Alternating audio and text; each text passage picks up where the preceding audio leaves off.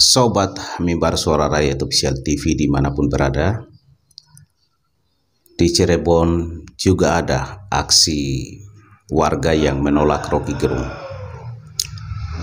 Saudara dan sahabat sekalian, coba kita simak dan lihat bagaimana aksi di Cirebon ini sampai warga itu melakukan demo di kantor bupati dan menolak Rocky Gerung. Bahkan di situ kalau kita lihat di spanduknya kurang lebih Cirebon adem ayem tolak Rocky Gerung. Coba kita simak videonya, saudara.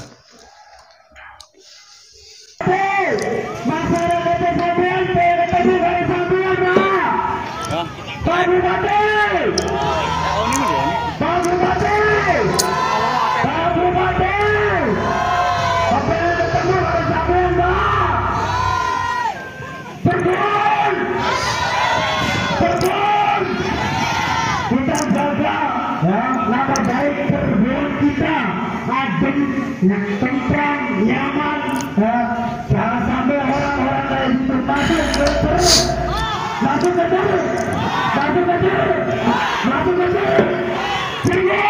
Nah, saudara sekalian, reaksi warga terhadap Rocky Gerung ini ya luar biasa dan gak bisa juga kita salahkan ya, sebab semua kita sebagai warga negara berhak untuk menyampaikan pendapat dan pandangan kita tentang suatu hal, termasuk saudara-saudara kita di Cirebon ini yang menyampaikan keresahan mereka atau pandangan serta pikiran mereka. Tapi di luar dari itu, saudara, saya hanya ingin mengingatkan agar kita mesti juga waspada dan hati-hati terhadap keadaan ini. Jangan sampai ini dimanfaatkan oleh oknum kelompok tertentu yang harus kita sadari bahwa di negara kita ini, saudara, ada kelompok ini yang disebut oligarki itu, yang senantiasa keadaan-keadaan sekarang ini mereka merasa terdesak atas posisinya, atas keberadaan misalnya mereka dengan kebijakan-kebijakan pemerintahan Pak Jokowi, di mana ya bisa mereka merasa bahwa eksistensi mereka di negeri ini yang selama ini nyaman, aman, tenang saja, tetapi dengan kebijakan-kebijakan yang pro rakyat dari Pak Jokowi, mereka merasa ada ancaman.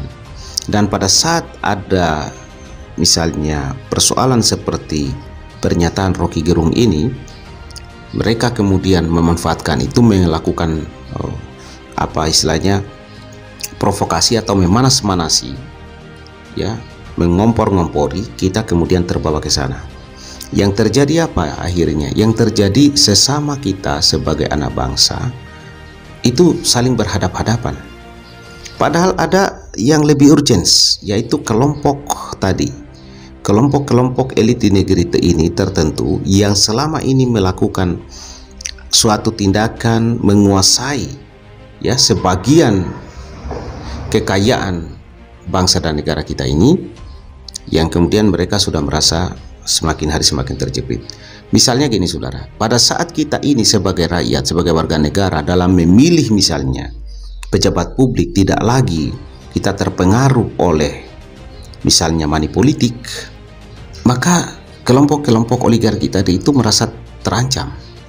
Di sisi lain, gerakan mereka, aktivitas mereka di hulu ya, di hulu dalam konteks misalnya penguasaan potensi sumber daya alam, penguasaan sumber-sumber daya yang lainnya misalnya di negeri ini sudah mulai juga terganggu begitu. Nah, satu-satunya jalan agar kehidupan berbangsa dan bernegara kita ini jauh lebih baik lagi ke depannya, pertama, di dalam momentum pemilihan nanti, termasuk memilih anggota DPR atau yang disebut dengan pemilihan legislatif, itu janganlah memilih karena uang.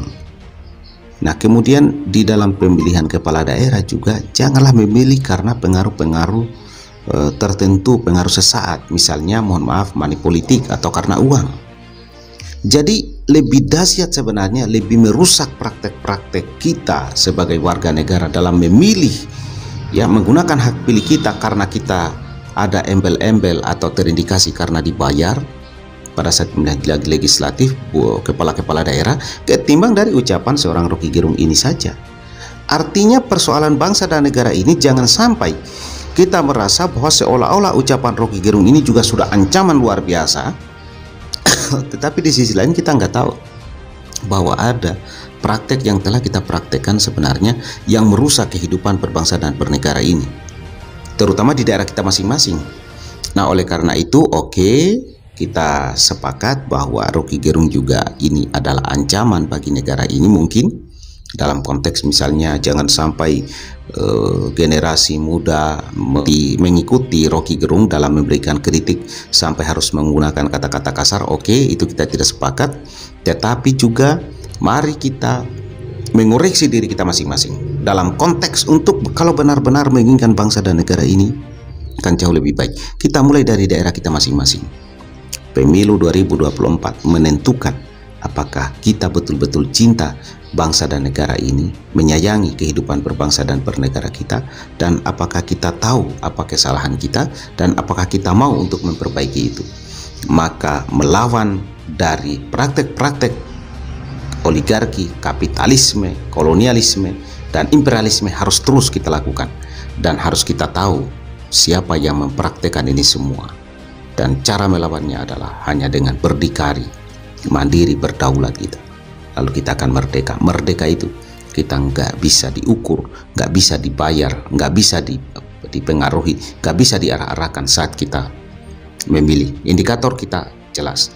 Pilihlah setiap saudara-saudara kita yang benar-benar mengerti dan memahami konsepsi berbangsa dan bernegara, mengerti dan memahami betul cita-cita berbangsa dan bernegara, yaitu untuk memanusiakan manusia, bukan untuk kekuasaan, bukan untuk ambisi dia untuk lebih kaya raya, bukan ambisi dia untuk mempertahankan kesejahteraan ekonomi pribadi dan kelompoknya.